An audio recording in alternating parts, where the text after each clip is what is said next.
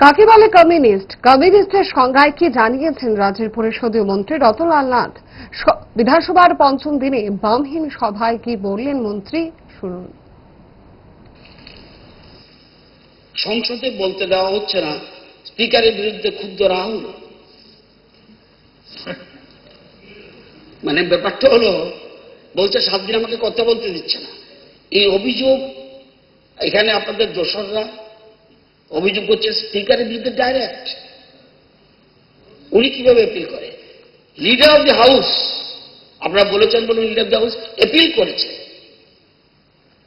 এবং ওই যে একই জিনিস, তো একটা জিনিস মনে করতে হবে, আসলে খুব ভালো, কিন্তু যতটুকু তাদেরকে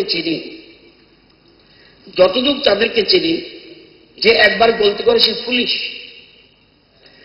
যে 2 বার গলতি করে সে সেলফিশ, যে 3 বার গলতি করে সে অপরচুনিস্ট, যে বারবার গলতি করে সে কমিউনিস্ট।